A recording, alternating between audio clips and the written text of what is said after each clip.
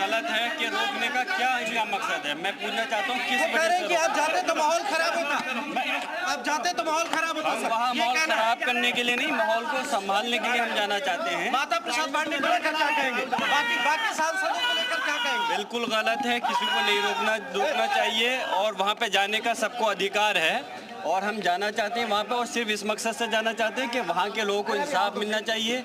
जो उनके ऊपर जुल्म हो रहा है, ज्यादती हो रही है, उसको रुकना चाहिए। अब ये हद पार हो चुकी है। और बरेली के जो डीएम ने सख्त आदेश दिया है कि कोई भी प्रतिनिधिमंडल, बरेली मैं ये कह रहा हूँ कि क्यों ये ऐसा आदेश दिया गया रोकने का, जब पुलिस प्रशासन जब पुलिस प्रशासन और भैया एक मिनट, आपको पहले कुछ कहा गया था? जब पुलिस प्रशासन और शासन आपको कुछ कहा गया?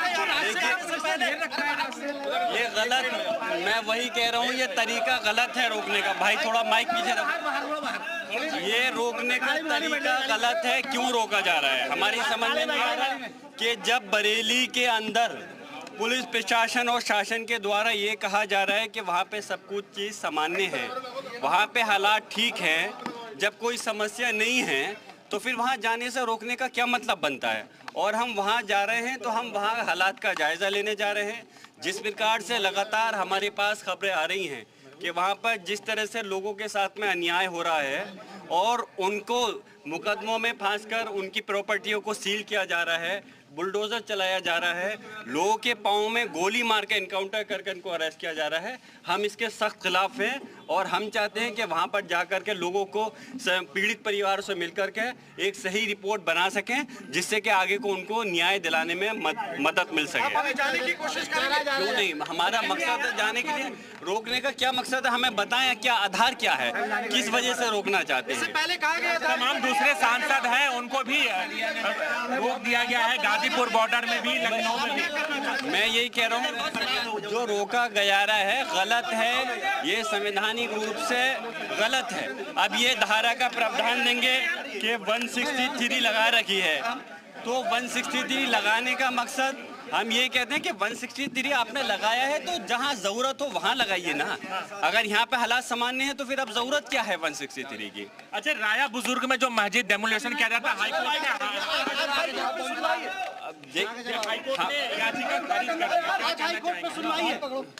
अभी देखिए आप हमारे पत्रकार बंधु कह रहे हैं कि खारिज कर दिया, एक साहब कह रहे हैं कि अभी आज सुनवाई है, अभी आदेश आ जाए। अभी तो मुझे जानकारी में नहीं आया कि माननीय न्यायालय ने कोई अभी खारिज करने का कोई आदेश पारित किया है क्या। अगर आ जाएगा तो फिर जरूर मैं उसके बाद में स्थानीय लोगों पर जब इतना आप लोग डर के भाव में उनको इतना डर पैदा कर दोगे, आपने हालात, आप मीडिया के लोग हैं, आपको मुझे ये बताने की ज़रूरत नहीं है कि आज इस प्रदेश और देश के अंदर मुसलमान किस हालात में जी रहा है।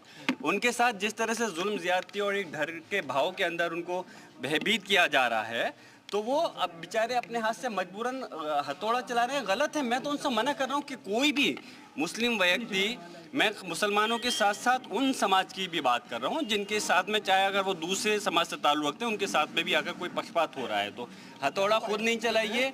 ये अगर पुलिस प्रशासन शासन ज़बरदस्ती करता है तो हम न्याय का सहारा लेंगे, न्यायपालिका, लेकिन खुद हथौड़ा इनके डर से नहीं चलाना। स्थानीय लोगों ने कहा कि सांसद जी आए क्यों नहीं यहाँ पर? आपसे किसने कहा है? स्थानीय लोगों ने कहा कि सांसद जी यहाँ पर आए नहीं, अगर वे मुख्यमंत्री से गुहार लगा रहे हैं। अगर मैं जाऊंगा तो फिर ये पुलिस प्रशासन एक जबरदस्ती, जब संबल नहीं होने के बावजूद हजारों किलोमीटर दूर था, तब मेरे ऊपर ये आरोप मान दिया गया कि यहाँ की संबल की घटना को मैंने अंजाम दिया। अगर मैं वहाँ पहुँच जाऊंगा तो पता नहीं क्या क्या आरोप लगा देंगे।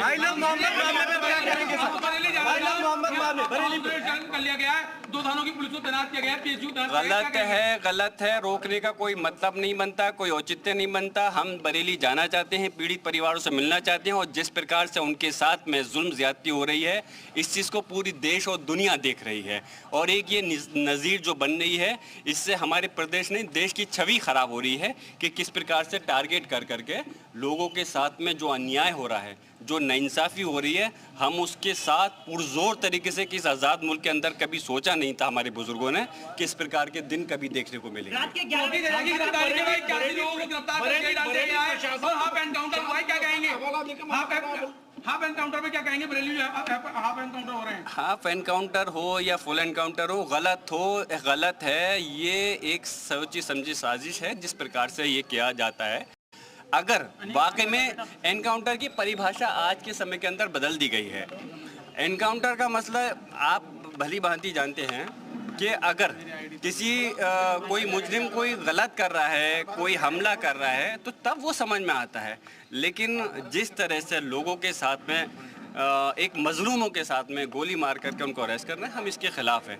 आइला मोहम्मद का जहाँ तक मसला है, देखिए बरेली के लोग जो हैं, जो बरेली का समाज है, मुस्लिम समाज के लोग, वो यकीनन हर व्यक्ति इस देश और दुनिया में अपनी अपनी मज़हब में आस्था रखता है। जो मुस्लिम व्यक्ति हैं वो अल्लाह को मानते हैं और आप सल्लल्लाहु अलैहि वसल्लम की उम्मत से हैं, तो वो उनकी मोहब्बत और उनके मैसेज के तहत शांतिपूर्वक तरीके से ज्ञापन देने के लिए जा रहे थे। तो सपा सांसद को आप सुन रहे थे जिन्होंने कहा है कि अगर वहां पर सब कुछ ठीक ठाक है तो फिर धारा 163 क्यों लगाई गई और हमें वहां जाने से क्यों रोका जा रहा है।